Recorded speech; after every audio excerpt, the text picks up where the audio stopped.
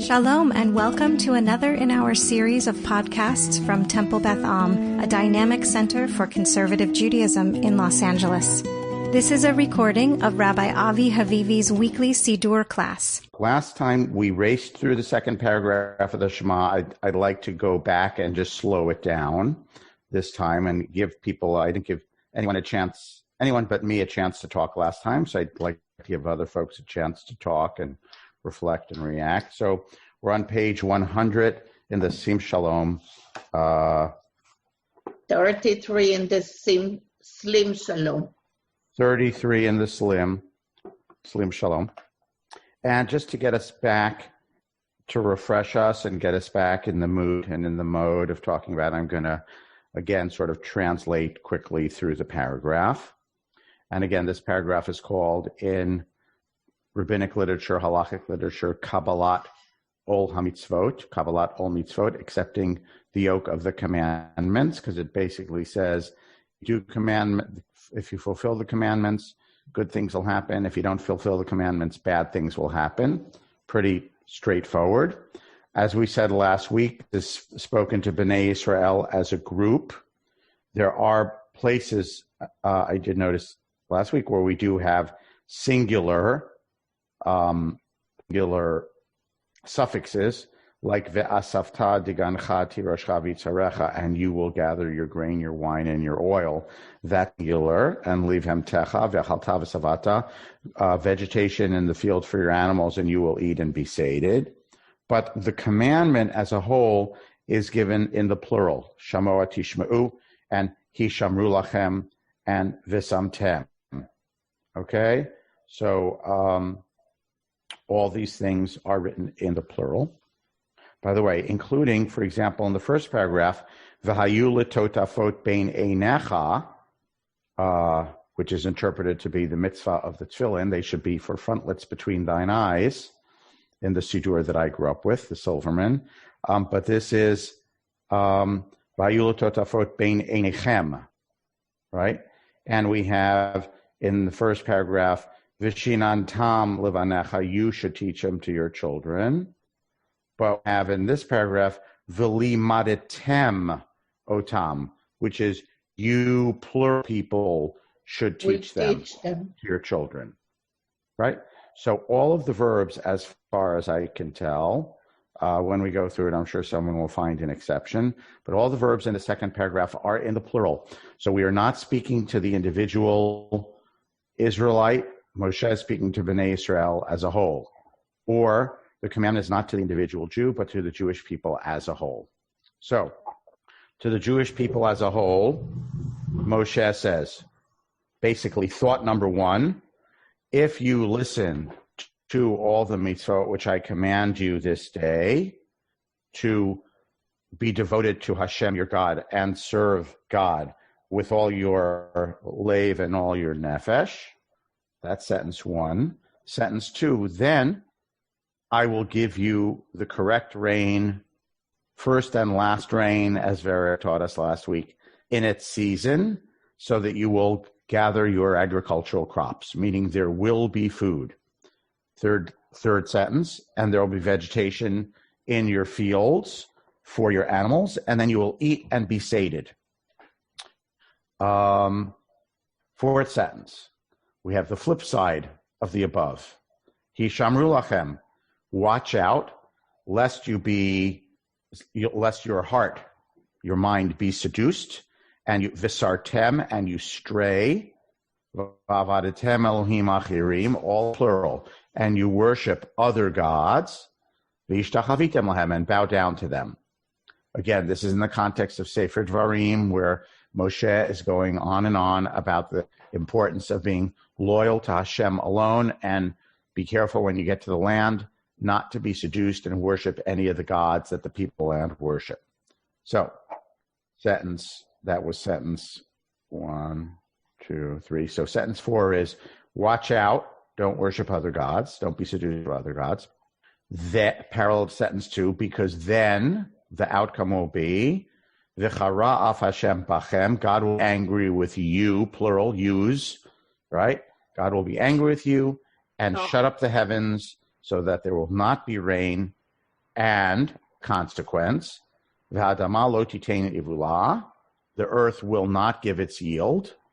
So the punishment isn't, the direct punishment isn't that the earth won't give its yield. The direct punishment is no rain. Rain.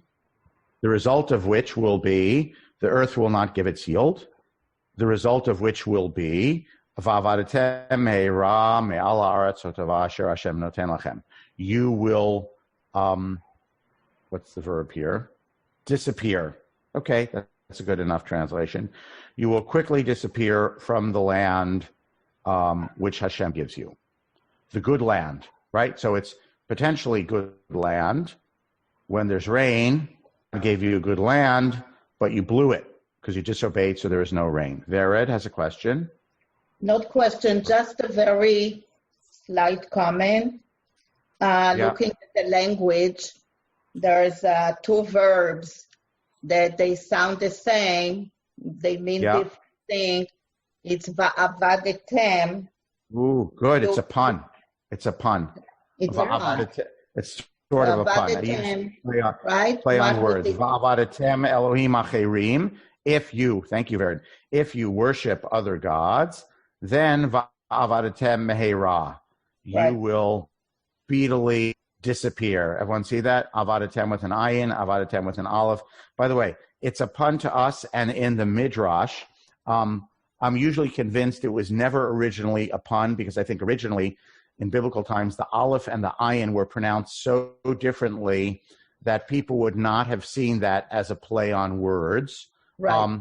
Just so you know, by the time of the Midrash, actually already in the Mishnah, meaning in the early centuries of the Common Era, by then there are already midrashic plays on aleph and ayin. Wow. If you look, for example, in the Dead Sea Scrolls, as far as I know, scribes would never, ever mix up an aleph ayin, right? Aleph, and I'm not raised Mizrahi enough to be able to say it correctly. So ayin, the guttural ayin, which Arabic still distinguishes from aleph. But in Ashkenazi Hebrew, we've lost that distinction. So in the Dead Sea Scrolls, like there's never, as far as I know, a make for aleph or ayin. By Mishnaic times, and there's actually a famous Gemara passage where they argue about in tractate Avodah Zarah, worship, where they argue about is the Mishnah's word with an aleph or an ayin. I'm not an expert on this, but I remember reading a sentence somewhere once that it was in Galilean Hebrew of the early centuries of the Common Era, Mishnaic and Talmudic times. It's in Galilean Hebrew where they had already lost the distinction between aleph and ayin, and they do start seeing midrashim about is the word with an aleph or is the word with an ayin. In biblical times, I think there would never be a debate or confusion about if it was aleph or ayin. So that means by Galilean Hebrew in the first centuries of the Common Era, people were already pronouncing them similarly, the way we Ashkenazim do.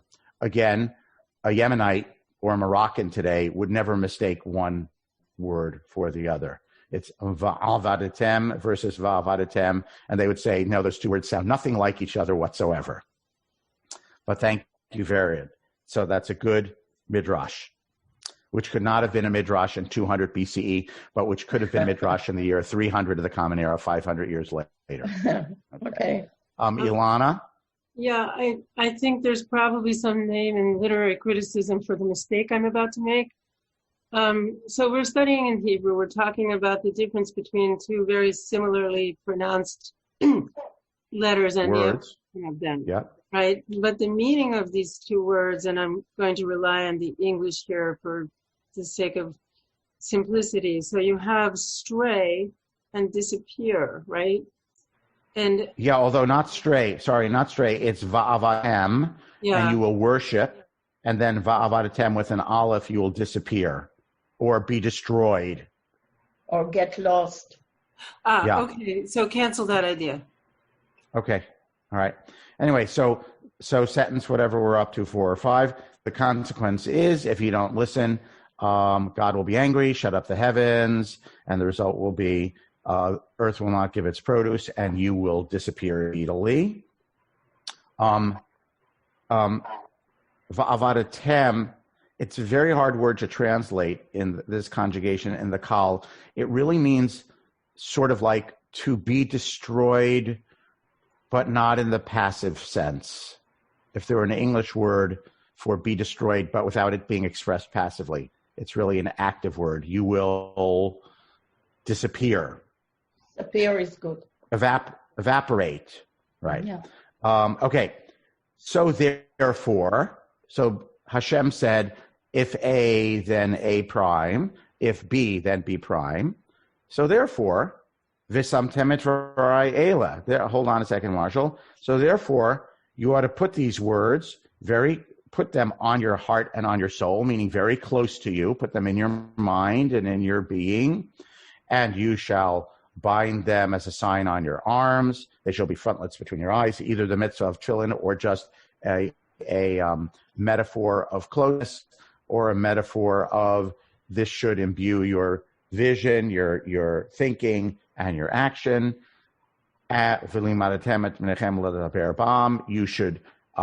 You should teach your children, and you should speak of them. Again, we have these same merisms, right? Which means when we express the whole gamut of something by expressing two extremes that we had in the first paragraph of the Shema. When you're dwelling at home and walking on the way, meaning private life and public life. You go to bed and when you wake up, meaning your whole entire day. Your homes and your public squares. And now the point is driven home. And now this last sentence makes perfect sense, right? Why is this last sentence, why is something like the last sentence, Lama and Yirbu, not in the first paragraph of the Shema, but it is in the second paragraph of the Shema? Because the first paragraph of the Shema just said, love God and do these things. Second paragraph says, if you follow God, there will be rain and you'll be sated. If you don't follow God, then the rain will disappear, okay? And you will disappear. The rain will be held back and you will disappear. Therefore, take these words to heart, teach them to your children. They should imbue every aspect of your life, every time of day, so that, right? Lama'an yirbui mechem v'nei al ha'adama. Now it comes back to the land. So that your years and the years of your children will be long on the land which Hashem has sworn to you. How long? Ki mei hashamayim al haaretz. As long as the heavens are over the earth, which is a way of saying forever and ever. Okay? So, flow of ideas is, if you listen to the mitzvot, then there will be rain, which will lead to vegetation and life. If you don't listen to the mitzvot, God will hold back the rain, which will lead to dissipation and death. So, visamtem, good advice. So you'd better really think about mitzvot all the time and make them very important in your lives. Dwell on them all the time so that you don't forget them or get seduced away. Okay? And dwell them in all these ways we talk about both at the end of the first paragraph of the Shema and the end of the second paragraph of the Shema, although with some differences in wording, so that you will be able to live long on the land which Hashem gives you. Okay? So that's the flow of ideas. I just want to make a little pointer. This is just a little pointer for nerds. You'll notice under the word bam is the etnachta for Torah reading, which is the main comma or semicolon in the middle of the sentence, which means you should pause there, which means according to the Baalei HaMasorah, the people who put in the trope to help people, they thought you should say the sentence and you should teach them to your children to speak of them, semicolon. When you walk when you lie down at home and when you rise up at night, and when you're sitting at home, when you're walking on the way, when you lie down, when you get up. So that leaves the second half of the sentence kind of without a verb. What am I supposed to do when I'm down and when I'm rising up? Everyone see the problem? You should teach your children to speak of them. When you lie down, what are you supposed to do when you lie down? Are you supposed to teach your children when you lie down and you rise up? So notice that our translator in English says, teach them to your children, period. Repeat them at home and away. So our translator is ignoring the achta, and our translator is understanding the sentence to mean, v'limadatem otam et bnechem, pause, L'daber bam b'shivtecha b'veitecha v'lechtecha v'derech shoflecha v'chomecha. Teach your children, and new thought, speak of them when you are dwelling at home and walking on the way and when you lie down and rise up.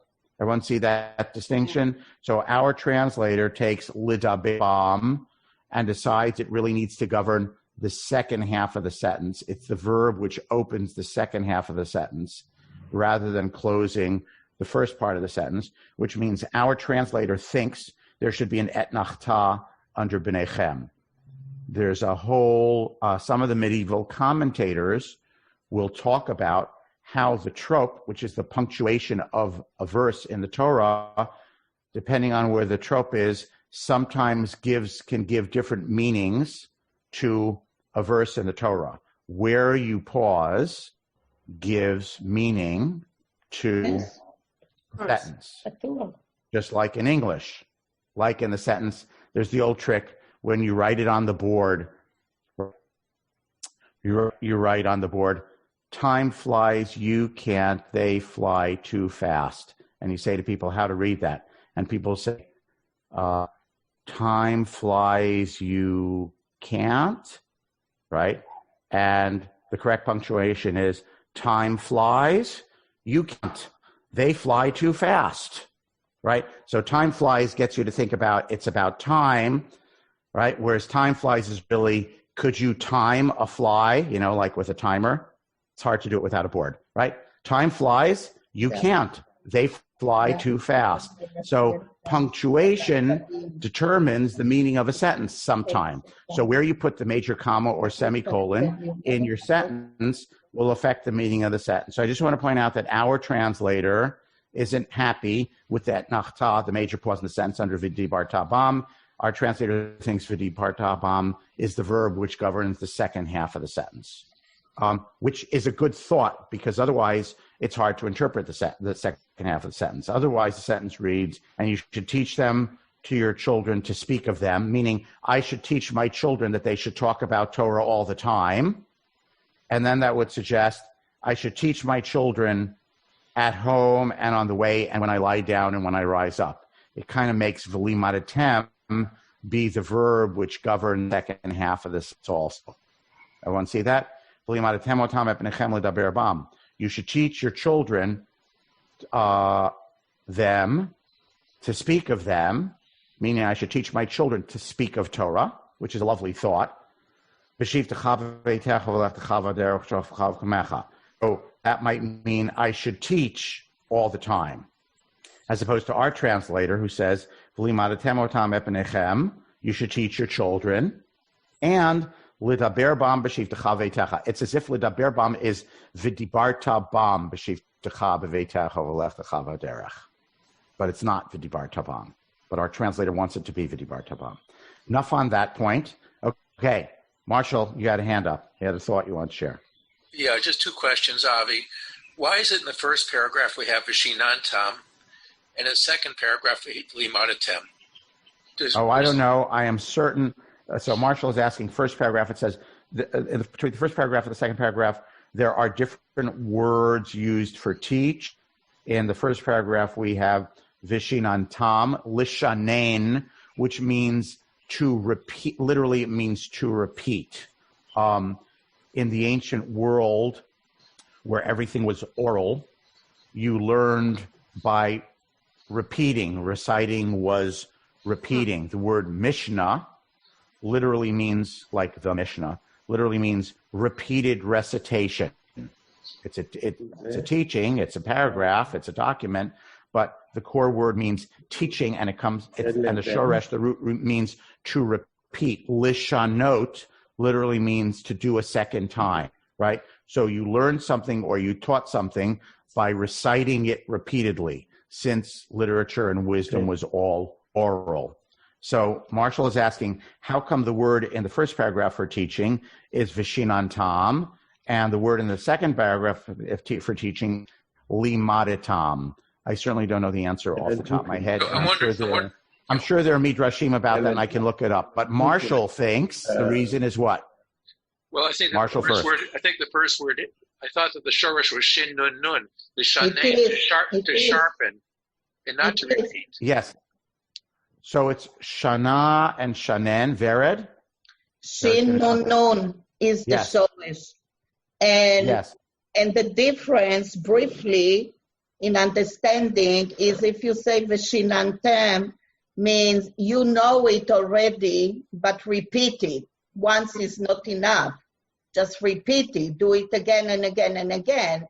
And limadatem is you teach from the beginning. You have to teach it since they didn't know, whoever is the audience. So there is a difference in the meaning of those two verbs. Okay. But which still doesn't answer the question of why one paragraph in Devarim, Moshe uses one verb for teaching, and in this other one, he does another verb for teaching. Does anyone else want to tell us their midrash? Anyone want to make up their midrash you want to share? I have one more midrash, Avi, actually, too. Oh, Marshall. Okay, Just Marshall has a midrash on it. Yeah, it's sort of going back to your point here. No, wait. No. Marshall, are you answering my question? Are you on Vishinantam Vilimadatem? Oh, no, not on that. I want to stay on that. Okay. Meyer, because you raised a good question, so let's flesh out answers before we go to another question. Meyer? I think it's intentional in the sense of how you're going to teach one person versus how you're going to teach a group of people. So you can actually have one person do repetition, but you can't have a group of people necessarily do repetitions. So I think the idea is it's teaching us not just to teach them, but how to teach them. So it's a methodology that will be used in teaching the individual. And Limadatem is just more broadly speaking about, education. Good. When I taught my daughters for their bat mitzvah, I drilled them repeatedly, which they did not appreciate and which they still remind me of this day. So you can drill an individual repeatedly, but you can't do that so well with a group. Ilana. Yeah, first of all, I sort of disagree with the distinction that Meyer just made. I mean, just from his... Well, sorry, what you mean is you have an alternative midrashic understanding. Well, I'm just going to dispute for a second the distinction between group and individual. Surely it is true historically and even now that groups of, little Jewish children repeat. Do they actually learn from the beginning? That's a question. The midrash is more of a question mark, which is, wouldn't this distinction have something to do with what precedes the second formulation, v'limadtem, the choice of verb, because it follows on that huge series of if-then statements of the consequences of straying. So maybe the elucidation of that string of consequences, maybe that is itself the teaching.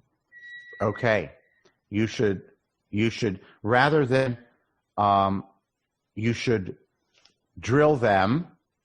I'm trying to understand what you're saying. Rather than you should drill them, you need to teach them. You need to explain to them. That might be a better word. If A, then A prime, and if B, then B prime. Which I'm, inferring by the fact that the use of v'limadtem is preceded by that whole series of explanations, rationalizations, whatever you want to call it. So in other words, vishinantam might refer to these words, right? These words, you can drill them on over and over again. V'limadatem otam is about this concept of national reward and punishment and consequences for societal behavior. Or even... Fair enough? Yes, and the first paragraph is, in a way, it's a simpler statement of the kind of faith and love for God that we should have, and the drilling, the repetition without the prior teaching is what we call in English doing something on faith, without explanation. Good. Okay, so it's a different kind of education because it's a different kind of learning. Yeah, and in fact, it's not even, I mean, the question might be whether it's learning, whether maybe the first paragraph is just simply saying, repeat these things, drill these things, and leaving aside even the question of whether it's learned. Yeah, I'd actually like to make it broader rather than drilling or repeat these things, but yeah, I know. Imbue your children with these mitzvot or words by doing them over and over again. It's about habit. Let's call it habit rather to not make it sound like it's rote repetition, right? Habit. Instill these habits in your children. Have them know it all by heart and do it all by heart. It's different than educate people to understand that there are consequences to our national behavior. Mm-hmm. Which is something more theoretical, conceptual, philosophical than just raise someone so that they will be imbued with certain habits and know the Shema by heart because you recited it with them in bed every night. And maybe it's a higher order of... Okay. Good. Yeah. Okay, good. Good. Other thoughts on this second paragraph? We can leave Vishinantam V'limadatem, and I'll look up when I get a chance to see if there are what the traditional commentators make of this distinction. Larry Herman. I think, well, Marshall had another point too. I don't want to get in line before him. That's okay. No, it's okay. He made one point. We'll let you make a point, then we'll go back to Marshall. So I had three, so I'll pick only one. And Thank you. The one that I'll pick is, it's a dangerous thing to give people an if-then statement like this, because once you do, and you know this, we all know this from either being a child or raising children. If you do this, this will happen, and of course, when they do it and it doesn't happen, we've been proven wrong. So I'm wondering, in the theological sense, since we know that at times when people are observant as a community, the rains don't fall, and conversely at times when people are not observant, which is most of the time, as a community, the rains do fall, what's the import of this very important second paragraph of the Shema? We know that it's not true, and everybody knows that it's not true. Why did Moses... By which? Yeah. Yeah, why did Moses waste his ammunition in this way? Right. So I will reframe your question as everyone knows that sometimes it's not true and it doesn't turn out this way. So because of that question, Chazal, our sages, then expanded all sorts of pockets and byways, I don't know what the right phrase is, of their understanding of reward and punishment. What I might say is the Torah here in Devarim chapter 11 expresses a group doctrine of reward and punishment in a way that we might find very simple, perhaps simplistic. Later generations looked at the world around them and they said, this seems to not always be true. And so the sages came up with all sorts of sub-explanations, like you see bad people prosper don't worry, just wait. God is giving them whatever reward they deserve now, but their punishment will be reserved for later. Or you see, let's leave it on the corporate level, on group level. Bnei Israel throughout the Middle Ages suffering at the hands of the Gentiles, right? Which see to, hey, we kept the mitzvot, right? What about us? So Larry, what's the traditional answer that's given to that in rabbinic theology? Larry? The world to come. Right. Don't worry. We'll get our reward, right? And the Gemara is very explicit about this. The Gentiles, whatever reward they deserve for whatever good they do, they're getting it now. They're going to get their punishment later, okay? Whereas we are getting all our punishment now. Don't worry. We'll have abundant reward later. So my point is that later generations have looked at this, raised this question, and have all sorts of ways of, I don't want to say altering, but maybe expanding this straightforward idea of reward and punishment to have it account for the realities of the world that they saw around them. And again, I shared with you my understanding last week, which is I think this means in general, societies that live up to their highest aspirations will prosper, and societies that betray their highest aspirations are more likely to wither. But even there, when I said more likely, that means that's my byway, that's my fudge, right? More likely to prosper versus more likely, because you could have a society that lives up to its highest expectations and goals and aspirations, and then a volcano erupts on them and wipes out the entire society. And then you'd say, well, what about that? How did that fit with your interpretation of the Hayim Shamoa, Havivi? Right? And I wouldn't have a good answer for that one. Meyer.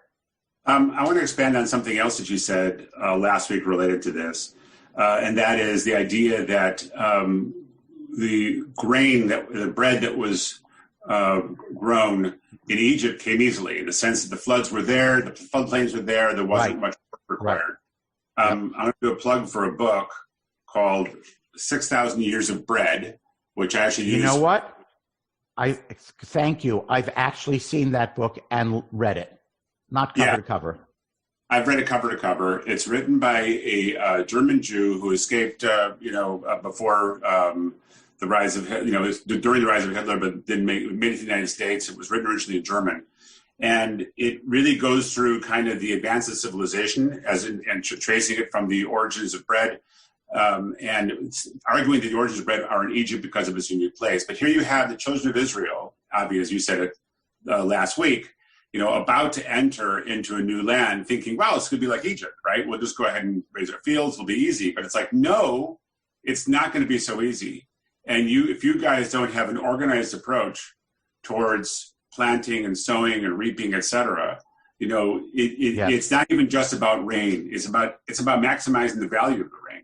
So even if it comes, if you can't be ready for it and prepare for it and put your own effort into it and work as a group and as a unit to develop that, you won't have food to eat and you will not be able to grow your civilization. So I think, to me, I love that because it takes it further out from just the theological and into the practical, which is why I also believe we're continually binding our minds, but also our arms. We can't be one without the other. Great. Thank you. So Myra is saying, or I'm going to rephrase it.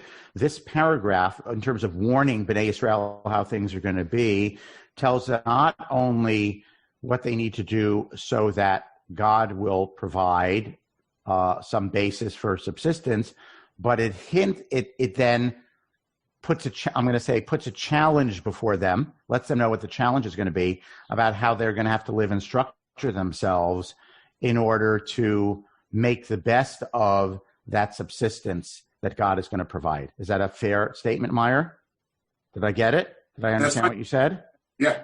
Okay. But I recommend the book, by the way. It's amazing. Good. Thank you. I will close with a smile and then we'll wrap up and we'll continue next week. Can I just ask, Avi? can I just ask, have you read Jared Diamond's Guns, Steel, and Germs? Because I'm wondering if there's a relationship there. That tells it all. Guns, steel, germs, and bread. So, Guns, Steels, and Germs is about the evolution of civilizations in terms of how different geographic areas were able to advance. So it seems to me there's a relationship between the two. Yes, and Myers' book, I think, looks at it from a earlier and very, very basic standpoint, which is how people learn to have enough food, which really boils down to how people learn to have enough food to move beyond the subsistence hunter-gatherers. So that's a good note to end on. Heading into Sukkot, the holiday when we celebrate the joy of the bounty, which will be a little more challenging this year to have the celebration and the joy. So Gemar Chatima Tova, we say that for another couple of weeks until Hoshana Rabbah next Friday. Will we meet next Tuesday? I'm always confused about. I think we won't. There's Hallel and Musaf, and we'll probably be out of time. We'll wing it. We'll see what time it is next Tuesday. How about that? Okay. So Chag Sameach to all. Mar Chatima Tova to all. And I think there are more thoughts linger about this paragraph. We'll back to them next time we meet because I don't want to filibuster here to shut off debate. Okay. I have an unrelated question about a word that came up in the davening yesterday. Okay. I think the word was kavosh or kavosh, and I think it was translated as conquer. Yeah. All right. And as soon as I read that, as soon as I saw it, and it's with a vet, not a vav. As soon as I saw it, I thought of putting the kibosh on something. Do you think that comes from I love that. I love those English Hebrew things. Right. I have no idea what kibosh comes from. Right. It's kivosh ka'ascha. We say to Hashem, we want you to subdue your anger. Right. You're angry. We're asking God to conquer God's own anger at us. Kvosh ka'ascha, I think is the phrase probably. Right. So yes, we could translate it in God, put the kibosh on your anger. Yeah, exactly. I'm wondering if that's where the word came from. I don't know. Someone needs to research kibosh. Have a good day, everyone. You have been listening to another in our series of podcasts from Temple Beth Am, a dynamic center for conservative Judaism in Los Angeles. If you enjoy these podcasts, we invite you to write a review on the Apple Podcast site or wherever you get your podcasts. For more information about Temple Beth Am Los Angeles, go to tbala.org.